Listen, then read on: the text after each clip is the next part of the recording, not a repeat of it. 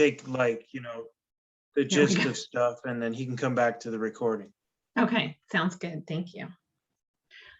Okay, so Mark had offered to do the reflection tonight, but he let me put him off for a month because I asked Richard if he would, because after I gave my reflection last month about those 2 carbon offset tree planting programs, he sent me the nicest, most insightful, educational email, and he was so polite and gracious about it, telling me in the nicest possible way that I was somewhat misinformed. And I'll admit I'm naive and don't have a science background. And the information he sent me was so interesting and important that I asked him if he would share that tonight. So take it away, Well, Dick. thank you, Margaret. And I did want to make sure that Margaret understood that she is with many people, likes the idea that we can somehow buy out our carbon footprints by planting trees, which is a common thing. And there are some programs that do this, but they aren't all necessarily good in that sense. I'll hit a couple of points in a minute, but shortly after I wrote what I wrote to Margaret, I was reading a novel, just a cheap murder mystery that happened to have an environmental side story to it. And I'm going to read a section, an excerpt from that novel that was totally relevant to this. So here we go. From the book is called Below Zero by C.J. Box. One of the characters speaking. He's got one of those carbon offset companies where you can pay to reduce your carbon footprint. In my research, his name kept popping up. He's controversial because he's so outspoken and he's made a whole shitload of enemies. There was at least one website devoted strictly to attacking him and his company. Nate went on, I sort of like the idea of being able to offset my energy consumption, and I wanted to hedge my bet. So I sent his company some money, and he sent me back an email with some photos of eucalyptus trees they planted on my behalf in Nicaragua and Thailand. How nice, Joe thought. Nate said, that pissed me off, those photos. Joe said, why didn't eucalyptus trees make you mad? Isn't that the point? Nate slapped his thigh with his free hand. No, see, what I found out was that planting certain kinds of trees in the third world does more harm than good, both morally and scientifically. Some of those companies, like Stenson's outfit, plant trees like eucalyptus or pine, which are considered monocultures. Sure, those non-native trees suck up their share of carbon dioxide that comes from our fossil fuels, but I'm not sure I like the trade-off. Many of these companies not only take the land out of agricultural production for the locals, but they plant trees that gobble up carbon dioxide but aren't even native to the area. So my dollars are helping to introduce alien plant life to unique ecosystems. Not only that, but those kinds of trees deplete the water table, increase acid in the soil, and put locals out of work. So just so I'll feel good about myself. He went on, I hate polluters, I do, but you know who I hate even worse? Before Joe could respond, Nate answered his own question. I hate people who prey on the sincere goodwill of others. I hate false religious prophets who milk the savings from people who want to be healed or saved, and I hate false environmental prophets who do the same damn thing. Nate said, I read where some of the tribes in the Amazon call these new plantings devil's orchards. So I sent an email to Stenson's company, asked him what the hell he was doing with my money, and raised all these questions. I expected some kind of a reasoned response, but you know what I got back? Joe said, what? Nate said, I quote, either you believe or you don't. Then he accused me of being a shill for the energy companies. Me. You should see some of those websites, Joe, Nate continued. You can pay off your guilt for flying a plane or taking vacation. You can even offset the entire carbon footprint of a wedding. So he hit on some of the points that I had written in my email to Margaret. And that is that for one, carbon offsets are great, but carbon sequestration in the form of growing trees is a really slow process. And to try to put off tomorrow for the carbon production that we're making today by fossil fuels, when the urgency of responding to carbon problems is right now, not years in the future, is not a direct trade-off. Another one of them is that fossil fuels are stable in the ground and not hurting anybody. But if you think you can continue burning those fossil fuels and do something else to mitigate, like planting trees, then that just adds more carbon to the atmosphere and to the environment in a way that is not really solving the problem. Far better to leave those fossil fuels in the ground. But this is part of the reason why airline companies and oil companies are really into this carbon offset thing through planting trees. Some of these projects or some of these advocates claim that we need these really large scale projects. One of the ones that was in the news a lot last year was this 1 trillion tree planting project. But to try to do anything of that scale would result in large scale transformation of non-forest lands to tree plantations. And there's all sorts of environmental impacts to altering the ecology like that, and especially converting things from either natural or agricultural purposes to tree plantations. And another thing is that these are in essence agricultural lands when you create monocultures of trees, right? And so this is often the case with these carbon offset things. For example, one of the ones that Margaret identified of planting giant sequoias in Great Britain. None of the native plants and animals that are found with giant sequoia communities in California would be present there. These would simply be converting lands into non-native artificial communities. And then some of these programs, and I don't mean to suggest that necessarily the ones that Margaret said are scams. For example, in the giant sequoia one, they're asking people to pay $500 to plant what is probably a $2 or $3 seedling, right? They say that money is going to be spent to buy more land for future plantations and so on, but who really knows, and who's going to be around in the years in the future tracking where their money went when they're paying $500 to plant a giant sequoia seedling someplace in the UK. So, I think there's a lot of reasons why carbon offset through tree planting is something that people should approach very cautiously. And certainly reforestation is an important element of sustainability in natural ecosystems, but it should be done in a way that maintains and redevelops ecosystems in a natural way that's suitable for the environment where they are. And there are many other better ways to invest in mitigation of climate change. And Margaret forwarded to me the Rick Steves website, where they have a program where he is investing some of the profits from the company that Margaret used to work for now into climate change action. And many of them are much better. They are ways to create sustainable agriculture. They're ways to retain natural forests, or to do reforestation in places other than by just planting trees. One of the other scams that's involved in some of these projects, in any event, is that they will be asking you for money to replant commercial forests that have been harvested and will be replanted anyways, because the forest companies will be replanting them for the next round of timber harvest. But they're taking money from donors to replant commercial forests. So there's a lot of reasons to be cautious about this. I won't say that it's bad. Certainly carbon sequestration through forests is an important part of mitigating climate change. But there are ways to go about it, and better ways to go about it than some of these ones that are asking people for money to mitigate their guilt around their carbon footprint. So sorry for the rant, but that was just my reply to that. Doug probably understands some of this better than I do.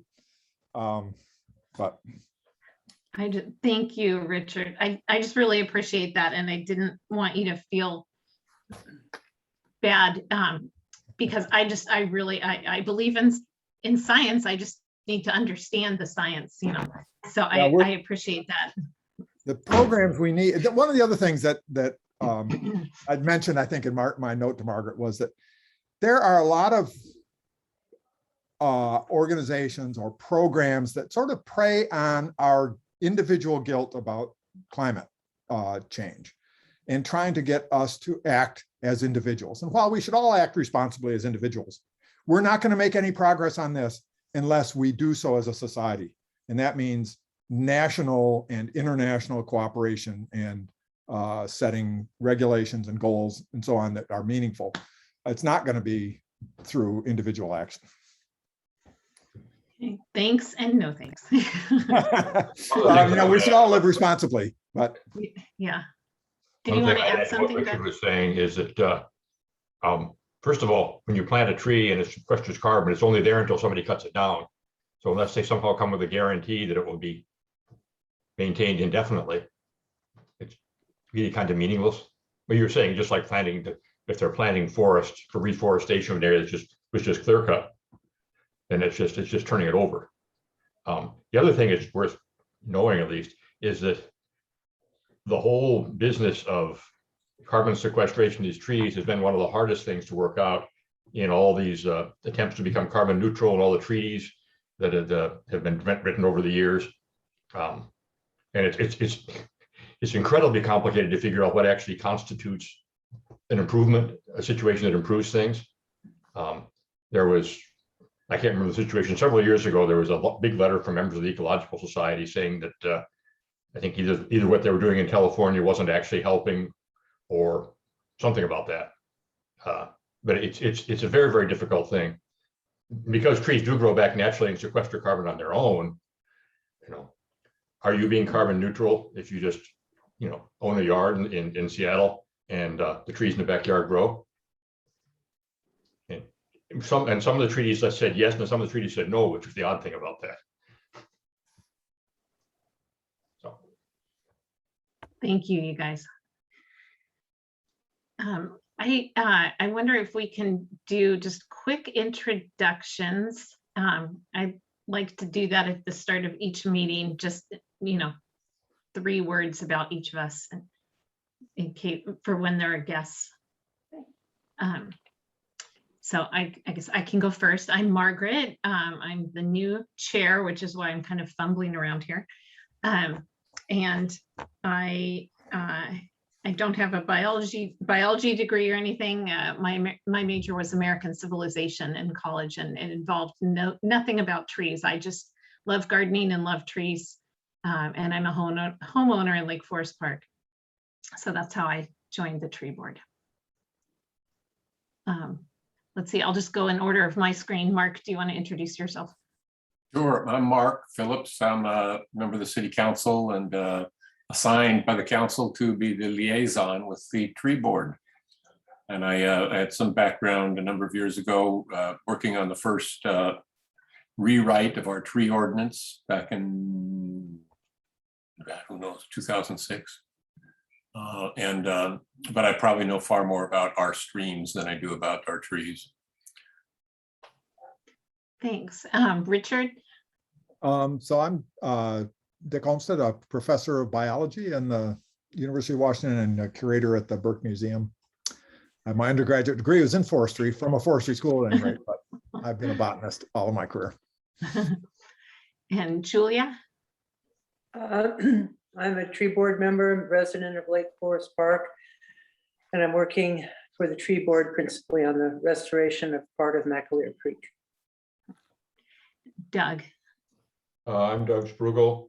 I'm a retired forest ecologist from UW.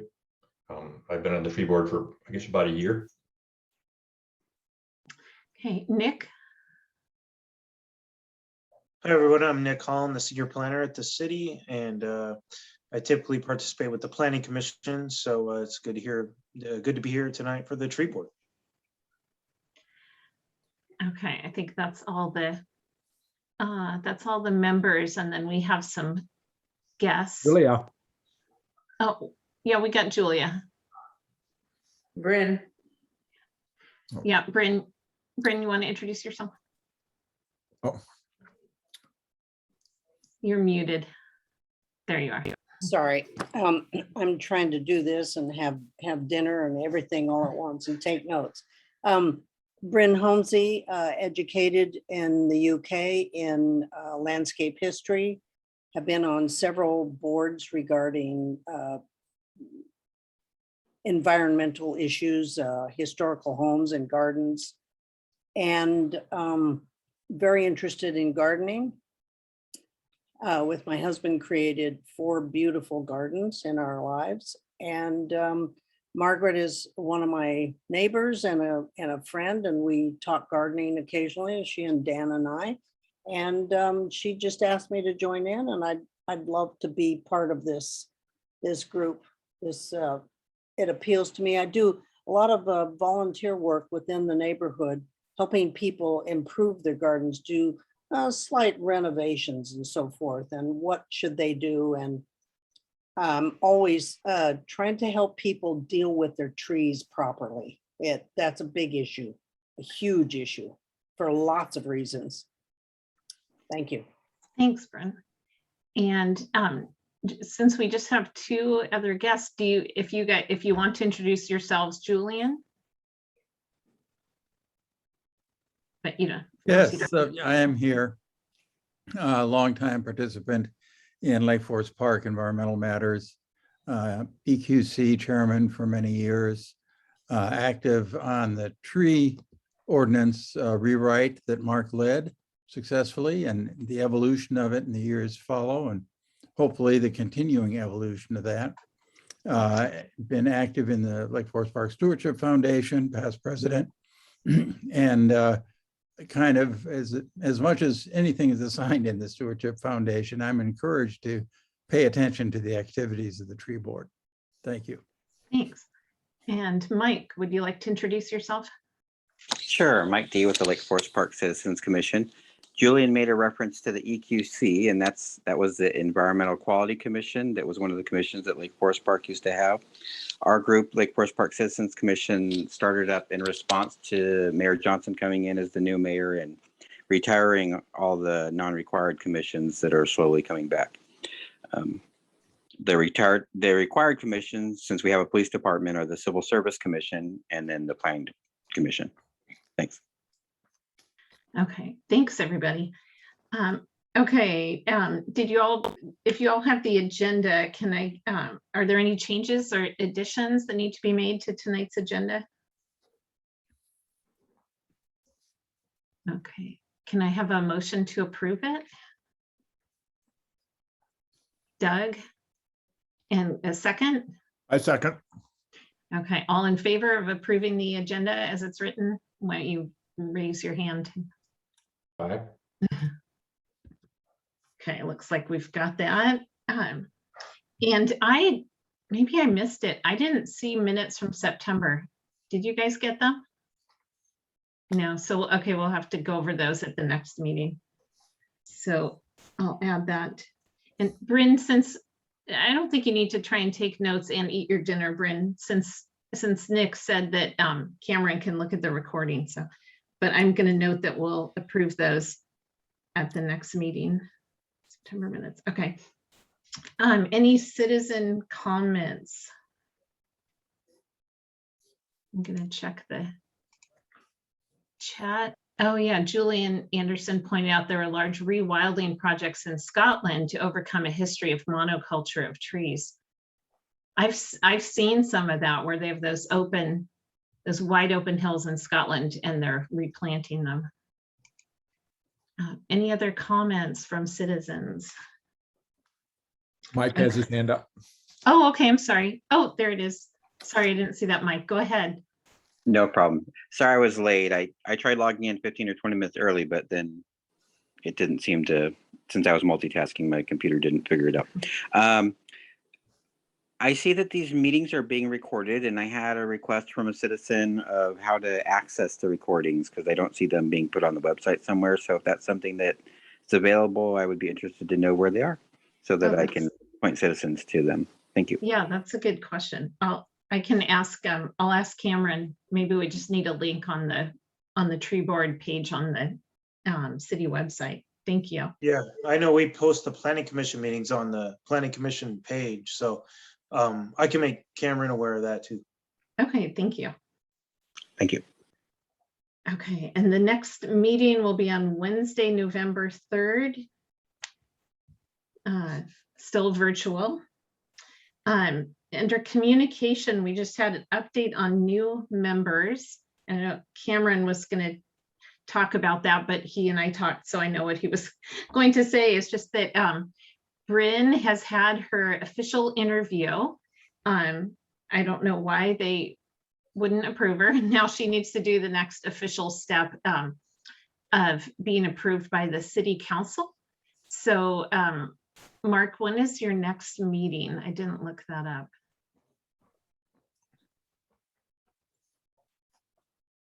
Well, I didn't mean to put you on the spot. Anyway, hopefully within the next month. Yeah, I'm sorry. Yeah, we meet next Thursday. Okay. So And I'll see the agenda will be available to the council on Friday and to the public on Monday, I think. And I imagine it'll be on there. okay, We'll see. great. So hopefully we'll have Bryn as a new member at our next meeting, and that we still have one spot open. So so there's a potential for others. And I know that's all Cameron and I had on communication. And then under old business, let's see, the work plan. Did you guys get a chance to look over that? It was Cameron and Julia edited it to, it had Lauren. Yeah, Cameron and Ashley edited it to put their names in where it used to be Lauren. So was there anything on here that you guys were assigned to that you're not interested or able to do anymore?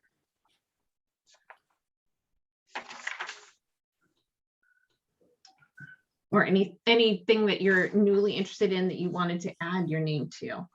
I know Marty said since she's new, the two things she was interested in are reviewing the website content, which Dick and I had our names on. So it would be great to have another person on that. And she put her name in where there's just a question mark on continuing with what she presented to us at the last meeting about researching and presenting plans on incentives for tree preservation and retention. So anyone have anything any of your assigned tasks that you don't think you can get to anymore, or any of the ones with question marks that you noticed that you would be interested in? There's a lot on here for only, 6 of us. Can Nick put that up? Because I can't access it. I didn't print it. I think, let's see, I can try sharing my screen. Nick, can you do that? I can try, but if you find it faster. I might need to give you permission, but which one is it? The draft, it's called 2021 Draft Tree Board, Tree Board Work Plan. Oh, yeah, I probably can't get that up. Let me see. Oh, no, that's permits. Oh, I've got it. So I think I've got, yeah, share screen. Let's see. Cool. I think you need to allow me to, I guess.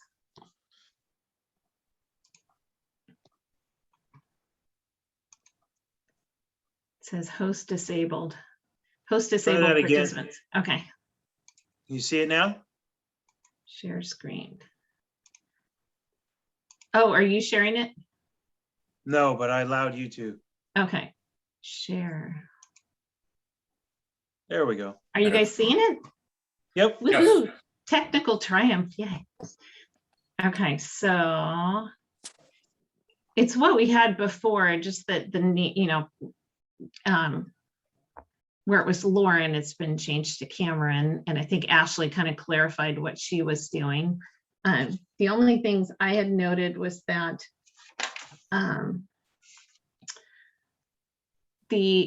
let's see it there, that first thing that's important, develop proposal for and start work on the tree inventory study. I think Cameron I think it was agreed that Ashley really needs to take the lead on that and just figure out the steps. And then if I'm remembering right, at the last meeting, Dick and Doug, you guys had volunteered to kind of take that on when she came up with the steps.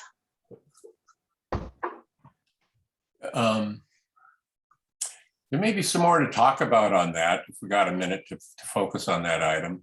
Yeah. I've had conversations with Steve Bennett about the possibility of using some of the tree fund monies to support that. And it turns out that Steve had been thinking about the possibility of hiring a consultant to lead that process. Which I think is kind of an intriguing idea that would certainly streamline some things and make it possible. It doesn't mean there wouldn't be a role for tree board people or for interns, I don't think. But so there's discussion. I plan to raise with the city, with the council, my council colleagues, the idea of using that tree board fund to support the tree inventory. And I think Steve is of the mind that we would, if he feels that the council ought to approve that, and I guess I agree, being a council member, but it's not exactly clear, I guess, whether council authority is needed to do that. But so the idea is there to develop an RFP that you folks would have a chance to look at, to put out to request responses from qualified individuals or companies that would be able to do the inventory, to coordinate it, and to make sure that to plan it and make sure that it happened. So I just wanted to get tonight some feedback from you all in terms of that idea. I know Gordon, before Gordon's name got scratched from that item, and it still has the number of hours, 900 hours. Seems pretty aspirational for this group to take on and do. I don't know. I guess 900 hours is probably not a crazy number for it in terms of the 100 plots that need to be visited and surveyed, and the data collection and all of that stuff that goes along with it. So I just wanted to get some feedback from you folks tonight about whether that's an idea that you could support, the idea of developing an RFP that tree board members would have some input in to be able to look at and help develop, to solicit bids for doing that, leading that effort. Yeah, Doug and Dick, since you were the two who had offered your names as helpers on that, what do you guys think about that? I would say I'd be in support of that, in part because Gordon was the person who had the institutional memory and the knowledge for how to go about that. I mean, I think Doug has the expertise, but didn't have the connection to the previous inventory. And it seemed clear that the city wanted that to be more a city project than a tree board project. I mean, that was sort of why it got set aside and put off last spring, at least, or last year, at least that was my interpretation. So I'd say what Mark proposed might be the best way to go. What do you think, Doug? Well, I mean, I think Ashley is probably really well qualified to manage it, and I think it would probably be a lot cheaper than getting a consultant. But I don't really know how the money works there. But Ashley seemed to be interested in taking it over if she got paid for it, obviously. Well, that is another matter of which you get paid for it. There's another matter of, the possibility of adjusting our budget. It comes up perennially to add some hours to her time. But even with the additional hours that are being discussed, which would maybe bring her up to 3/4 time. I think as Steve was talking about it, he certainly saw an active role for Ashley in the process. But in some ways, well, I don't know, Ashley would be involved in the process, as would any of the tree board folks especially Richard and Doug, I suppose, who might want to take a more active role, or Julia in that.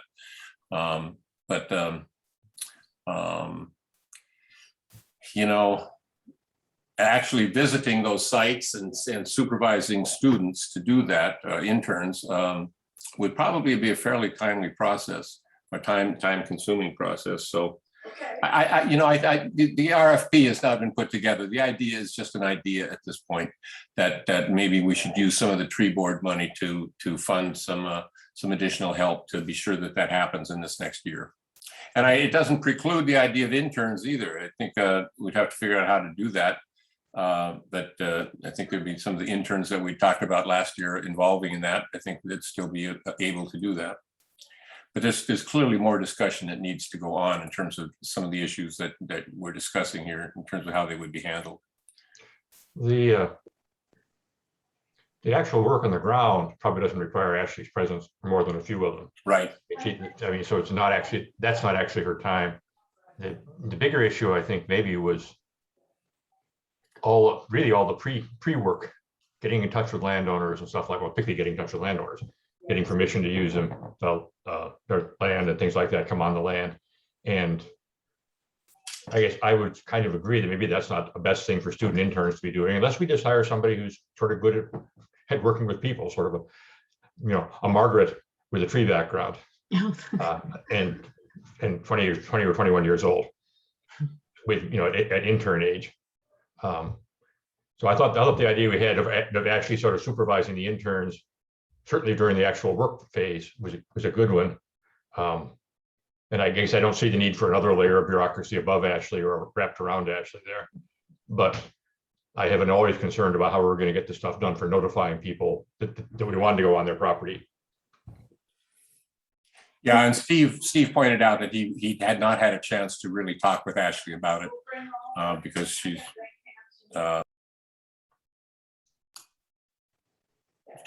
was not available to talk with him today about it. So Is she just half-time, Mark? I think she's a little more than half-time, 26 hours. So Yeah, I wonder about, talking with her to see if she was interested in running it, but getting approval to pay her for more hours for the duration of that versus getting a consultant. I don't know. But yeah, that'd be a trade-off to take a look at, I guess. I know Yeah. that Steve feels that, and I'm sure it's true, that her time is extremely scarce in terms of doing the regular duties of permitting and following up and all of those kinds of things that she does as arborist. But if the funds were there if she was open to that, adding on hours that were just devoted to the inventory study, I wonder if that would be something that interests her. Sorry, I gotta close my door. The vacuum's going.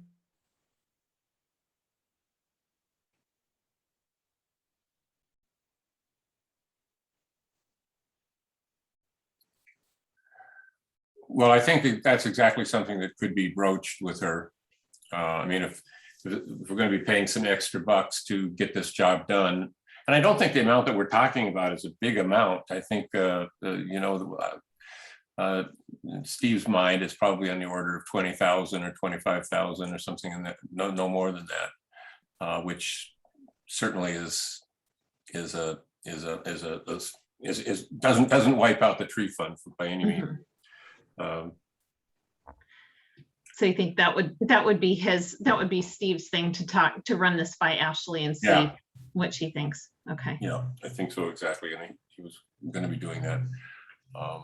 Dick, do you recall what the numbers were that Gordon came up with for paying the interns, not counting Ashley? Yeah, I can probably find it in a few minutes, but No, I don't remember.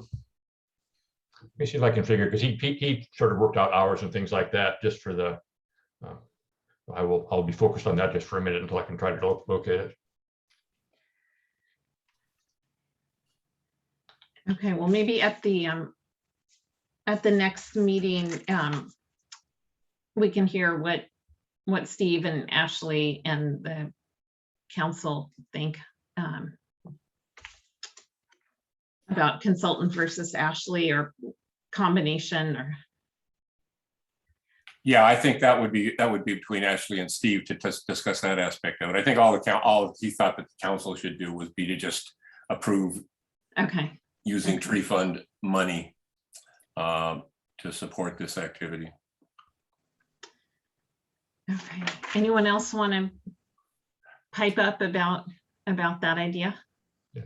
I think that's a good idea to see how much Ashley wants to do, because my son happens to be a consultant. From what I hear from him, the number of layers of management you pay for when you hire a consultant is a lot. Mhm. I mean, he gets billed to whoever he works for. Now he's a consultant for a big company, but he gets billed to whoever he works for about 2 or 3 times what he gets paid, and he gets paid a lot anyway. So Mhm.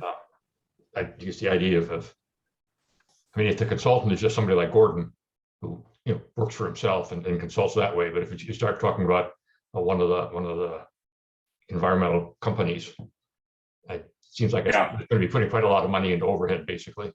Yeah, Steve actually mentioned that kind of a distinction, saying, hoping that there would be small companies or even individuals who were able to do that work, that would make it more feasible from our point of view.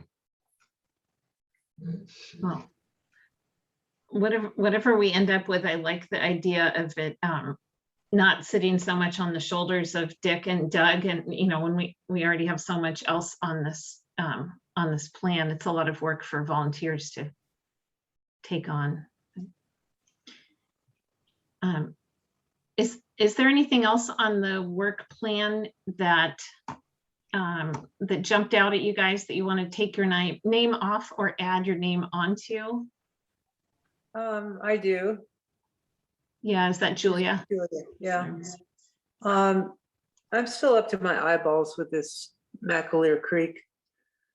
Because we're going to be planting this fall and again in the winter. I'm trying to get, the plants there at the right time and, have the crew ready. And, it's probably not a big deal for someone who's used to managing things, but I'm not.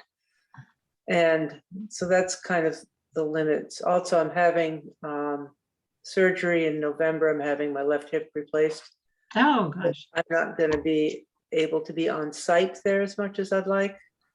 And, it's probably the extent of what I'm interested in for invasive plant ivy out this winter. I think that's the next item on the agenda. Yeah. But, So take your name off of that. Yeah. Okay. There's one thing I wanted to comment on before we go off this page. I had agreed, I think I talked to Tim about it, to sort of work on this, the tree canopy study. And I've kind of been waiting until Ashley came to one of these meetings to talk with her about getting hold of the data. And since she hasn't been coming to the meetings, nothing has gone forward on that. The one right at the bottom of the page here. Oh, yeah. But I think I'll just have to reach out directly to her instead of waiting for her to attend the meetings. And that hasn't worked. Okay. So I'll put your name on it, but with like an asterisk that Ashley needs to talk to you about it. Okay. Because there's a lot I'm not going to be able to do. It requires a lot of GIS stuff. I don't have the tools for that. Yeah. Okay. But I don't know. Does anybody in the board have any experience with GIS? No. I don't think so. Hopefully Ashley might, I suppose, but. Okay, and let's see, Cameron, everyone. Okay, so then there were just these, like 4 things with question marks. I don't know, I really feel like when there's few of us and there's a lot of tasks here and they're all so worthwhile and important, but it's hard to keep asking everyone to add more to their plate. So maybe these things with the question marks, unless someone's inspired to take them on, just have to be kind of put on the back burner. Except this one is the one that Marty said she'd do, the incentives. But we're gonna have to kind of put those other ones off, I guess. Okay. Unless someone has something else to say about the work plan, I'm gonna move on. Is that okay? Okay, just before I go on, Yeah. Mark, so you can pass the information on to whoever you're going to talk to.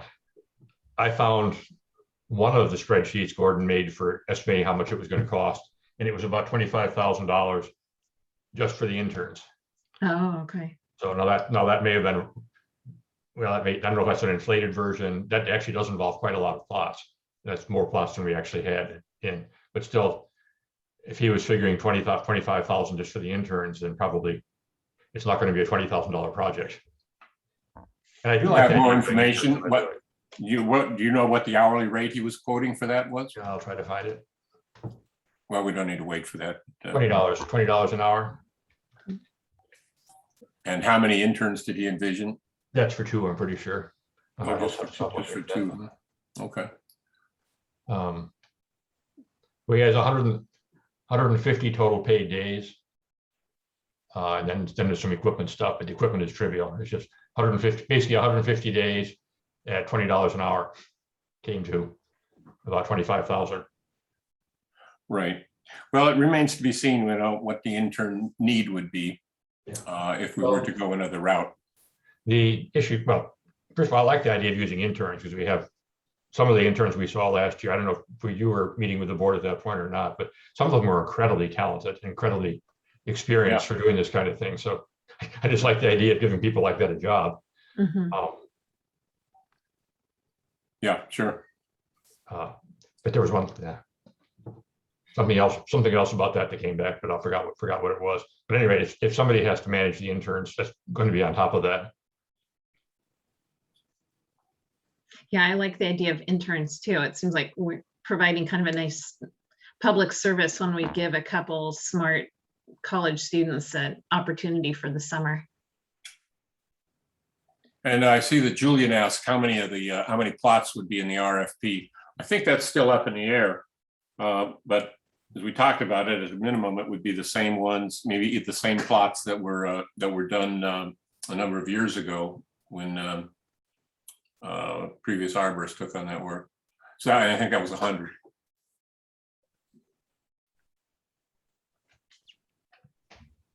Yeah, I think that's right too. I think the idea at one point was to try to put in a few more plots to take care of the ones that might have been developed over the ones that disappeared, to try to replace them. But still 100 is a good base number to talk about. He had 240, so that that's involved more work than they have to do. But basically, I think we had sort of built it. Well, I guess the argument we made, now I remember, we thought the interns ought to go out in pairs, particularly because most of them, maybe I may not be allowed to say this, but most of the people we had, particularly the really good candidates, were female, and most of us weren't terribly comfortable with sending young women out alone to do this work. I don't know, maybe that's not a problem. Ashley said it didn't bother her, but so we thought they probably ought to go out and work in pairs.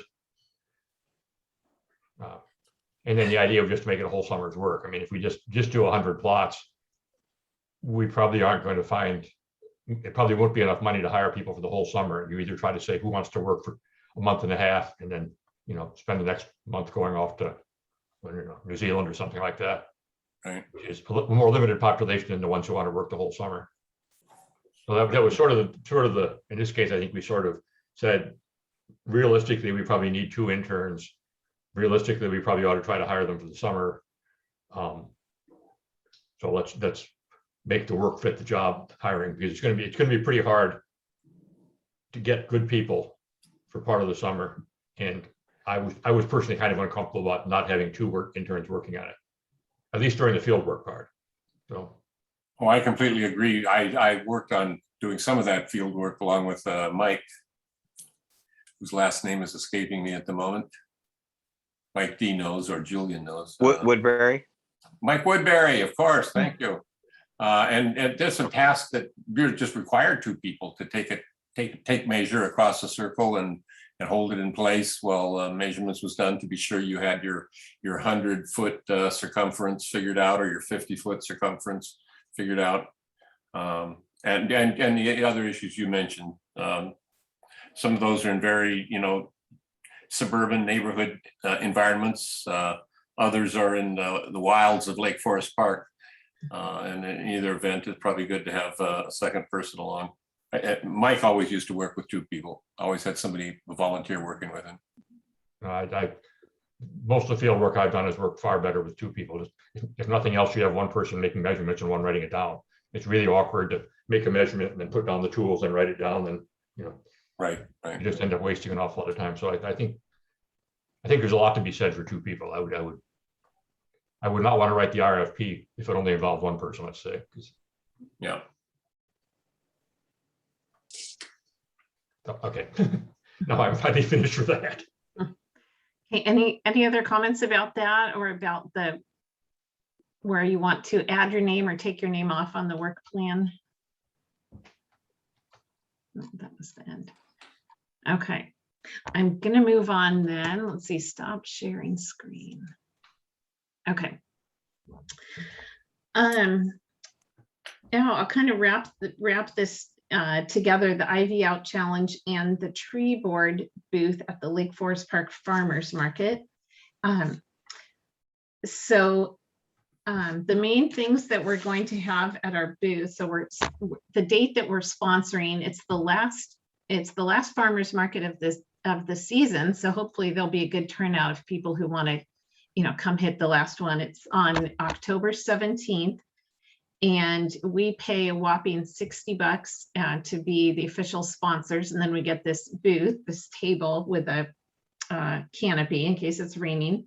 And the things we're going to have there, Ashley's been approved to be there for the whole 10 to 2 o'clock time. So we're going to have this, ask the arborist, where people can bring their questions or their photos of, maybe a place in their yard where they'd like to have a tree, and they're wondering if she can give them a suggestion or a tree they think might be sick or whatever. And she's agreed to do this. I have to ask her more about how it'll work, but I would imagine that if there's something she can't answer, she'll take the person's name and contact info and get back in touch with them, and that she'll answer questions with a caveat of, this is not necessarily an official city opinion, but I'm just kind of,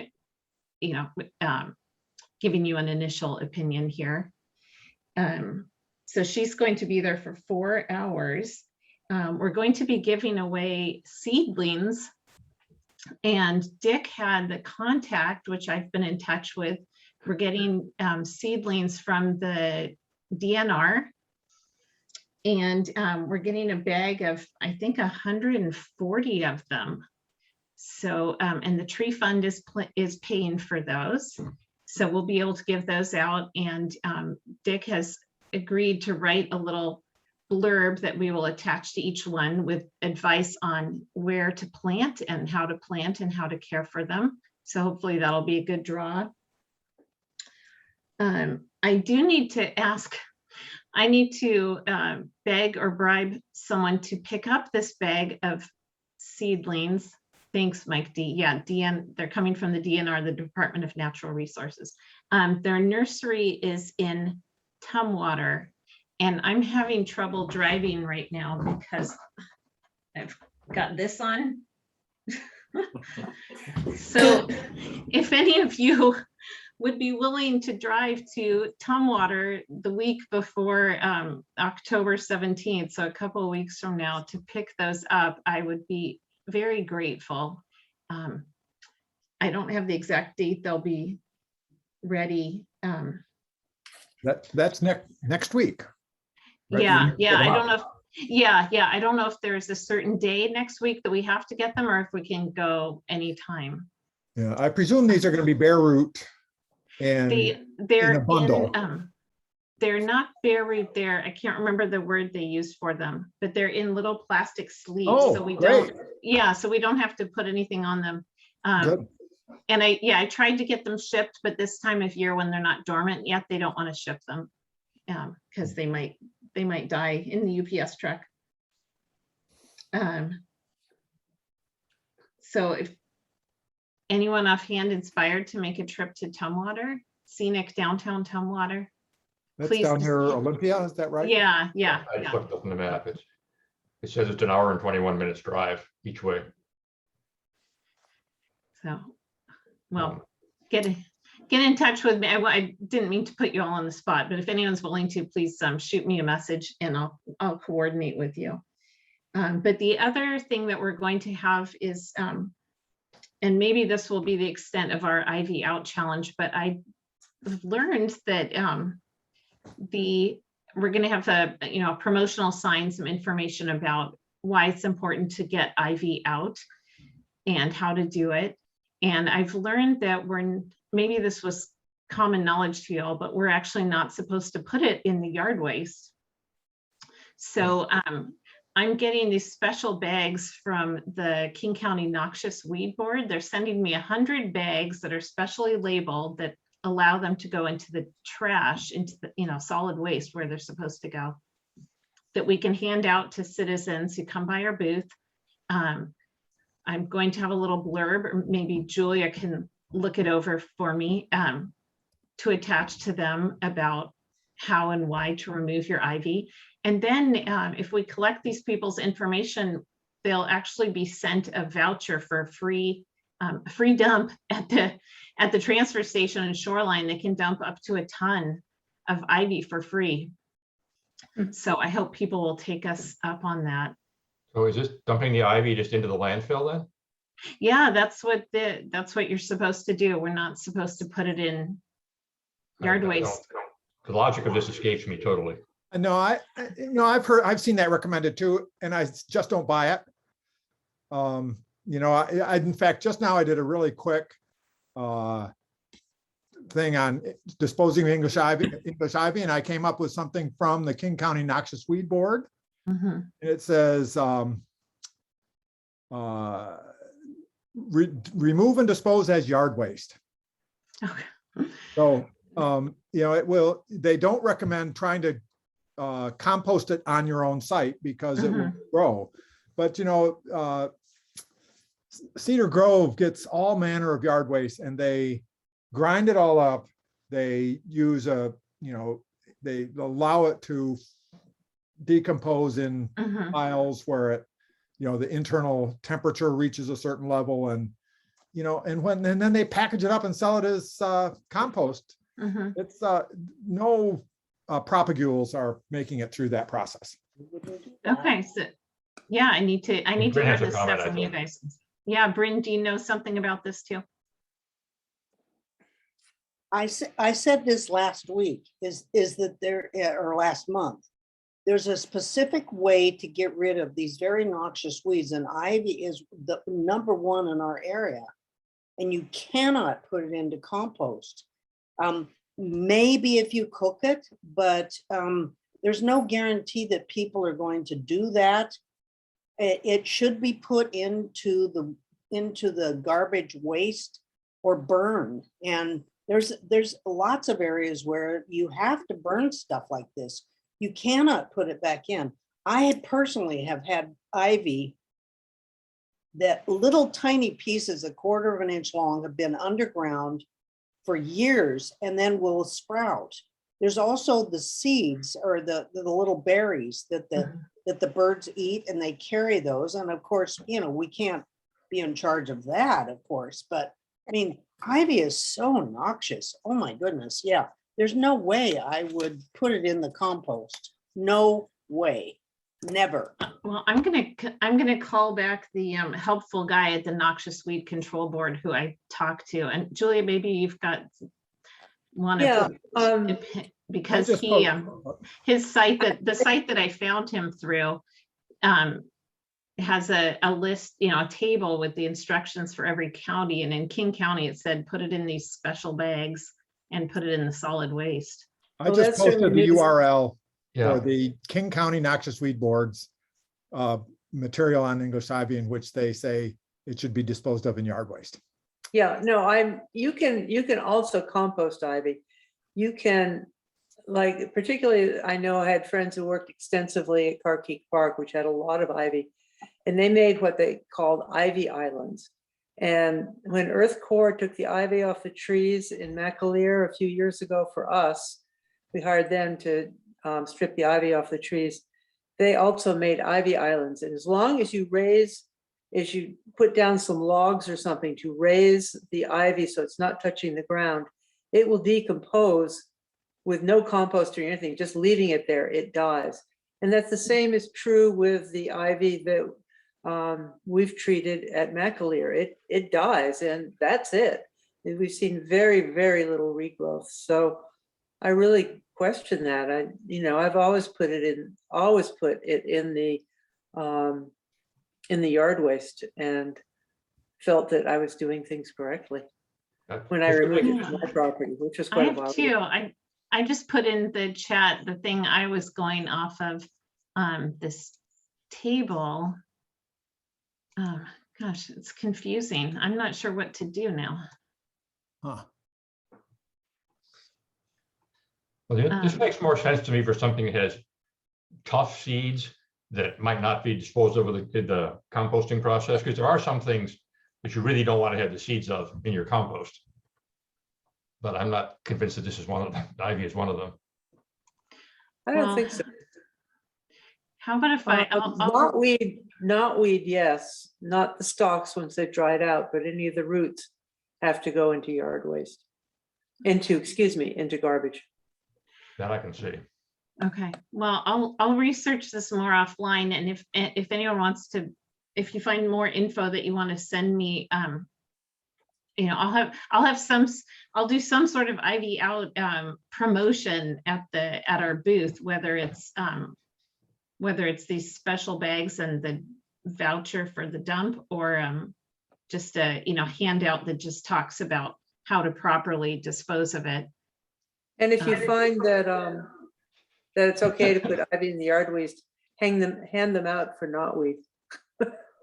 Okay. Margaret, Okay. I just looked at the link that you posted, and that is not specifically about ivy. In fact, I think that's more for things like garlic mustard, which, for example, they definitely want bagged and put in landfill, and not because they have many small seeds that have a long viability, and that's a really bad seed dispersed weed. But English ivy is not something where seed dispersal for the ivy we're pulling is a problem. And seed dispersal is a problem in English ivy. That's why it gets into new areas, because birds disperse it. But when you pull it from your yard and you want to dispose of it, seeds are not an issue. Okay. Actually, I have a friend who works at Cedar Grove, so I'll talk to him too. Yeah, okay. And I mean, the guy at the noxious weed control board who I talked to, I told him what we were doing, and he was all gung-ho about putting in the bags, but you think you need to figure out who that is and see that he gets corrected. okay. Steve with the Australian accent. Okay. Well, really, we have two separate things coming from exactly the same place. Yeah. nwcvd.gov saying exactly the opposite thing. Yeah. I'm, of course, I would have read it in the first place. The one that's specific for ivy seems likely to me to be more accurate for ivy. Yeah. Rather than the very general one, which is, as Dick says, would include things like garlic mustard and a lot of things that have seeds you really don't want to get in your compost. If you get compost and plant it, you don't want to be planting, I don't know, garlic mustard or anything else that's really a noxious weed. Right. Well, and if we decide or learn that it can indeed go in the compost, our original idea, Cameron had gotten approval for the tree fund to buy those, those brown yard waste bags. If people fill up their cans, so we can give those out with the little flyer about why it's important to get out your ivy. So I know I plan to be at this booth from 10 to 2, and Dick had said he could be there at least part of the time with me. Bryn said she could.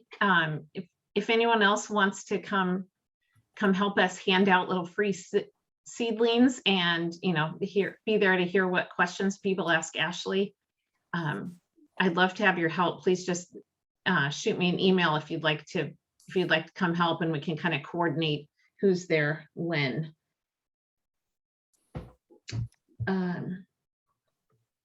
And I also, I could maybe use a little help that, a day or two before, if someone wants to help me, attach these little info sheets to the bags or to the seedlings, that would be great. So please shoot me a message if you can do that on maybe the Friday or Saturday, the 15th or 16th of October. When is the day we're having the booth? On Sunday, the 17th, from 10 to 2. So I'm pretty excited about having Ashley there, and we're going to, Cameron and I are going to put together 1 or 2 news flashes that the city sends out to all the people, subscribed, encouraging citizens to come stop by the booth and talk to her with their questions and get a free Doug fir seedling. So that's October 17th. That's all I've got for that. Is there any new business anyone wanted to bring up?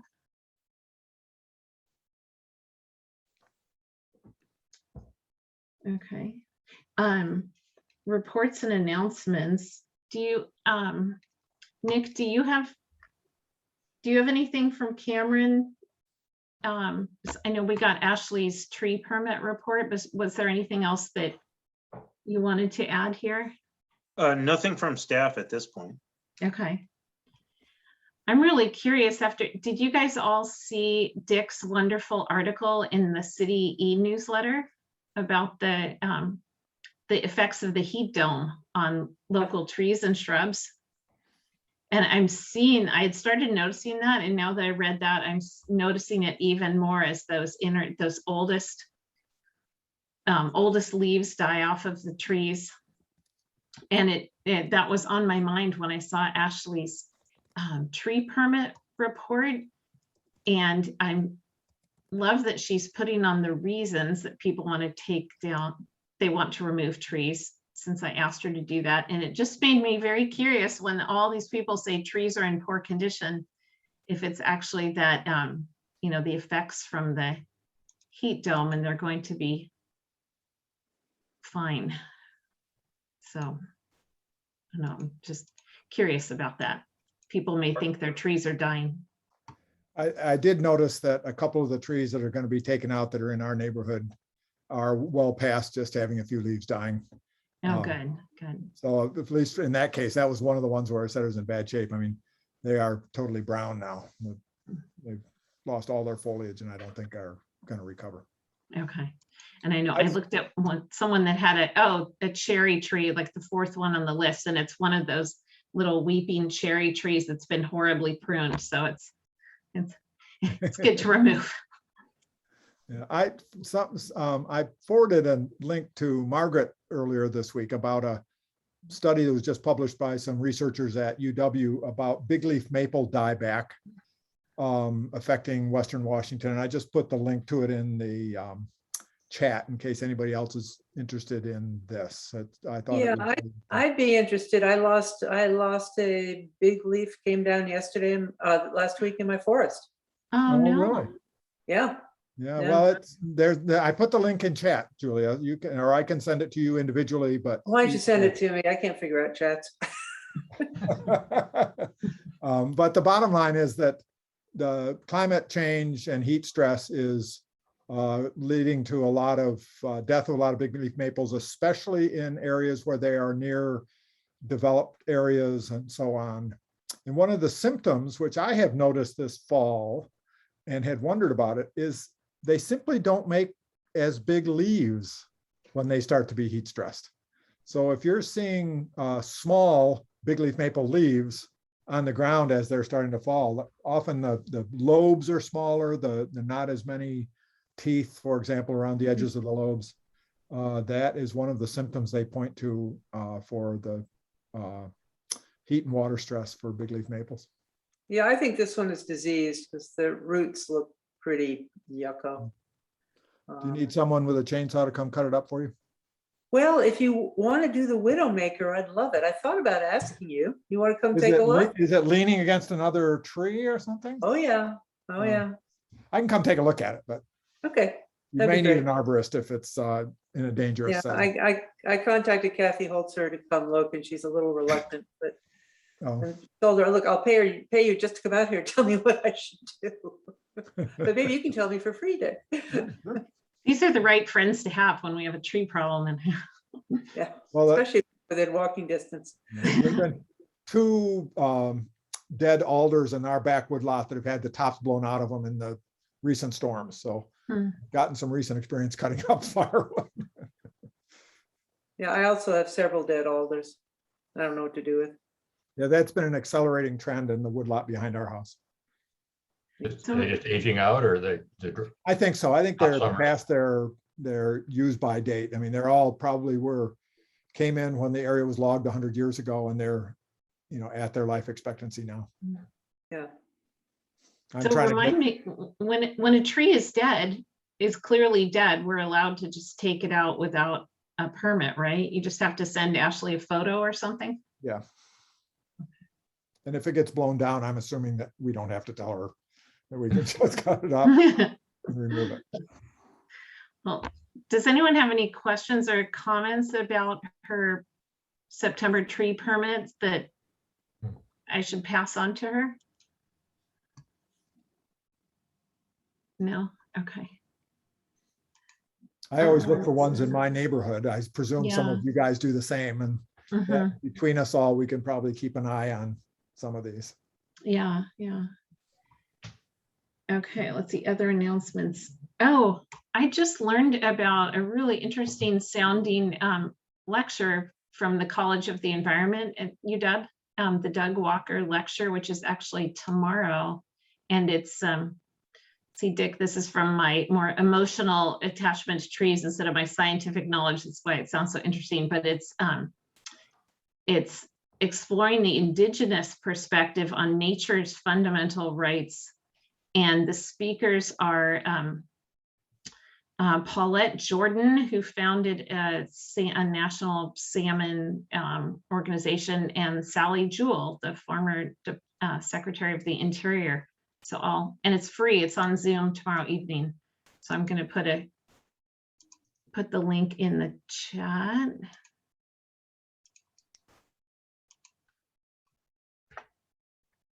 And they have last year's recorded too, which sounded really interesting. Anyone else have any announcements?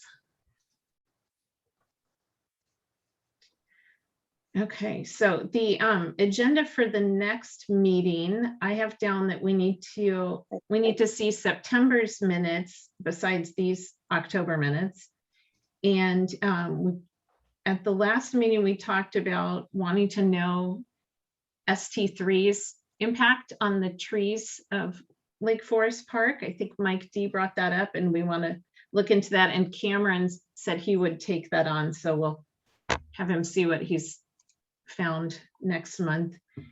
Is there anything else you guys want to add to the agenda for next month that's new besides continuing on with these things? Well, the tree inventory should be an item. Yeah. Either within Specific. within the work plan, or maybe a separate item on its own. Yeah. Seems important enough and like a big enough thing to have as its own item. Okay. Mark, will you still be able to report to us back on your talk with, I keep forgetting who it is you're going to talk to? Oh, yeah. You won't technically be on Steve. the council anymore, but Well, you will. You're on through the end of the calendar year, right? Right. yes, that's right. So I will have a follow-up conversation. That's Steve Bennett, who's our planning director and who Ashley reports to. So yeah, there'll be more talking there, and Ashley will probably be back and weighing in on that too. And so You'll be a lame duck member at that point. not really. Well, yeah, I guess really. I'm still in office, but yeah, that's right. Anything else we want to make sure gets on the agenda that you can think of tonight? You can always email me and I can pass it on to Cameron. Okay. I will have a mystery reflection. Great. to especially of interest, well, to I'd be interested in the tree specialists' insights into this tree phenomenon. Looking forward to it. Thank you. Okay, well, I think we're good to adjourn. I don't know how official we have to be. Do we need to have a, do you need to say something, Dick? Or are you moving that we Well, adjourn? I'm saying goodbye. Okay, well, I Second. adjourn this meeting at 8:13. Thank you all. It's good to see you guys. Thanks, Thanks, everyone. Margaret. See you Good guys. night. Bye. Good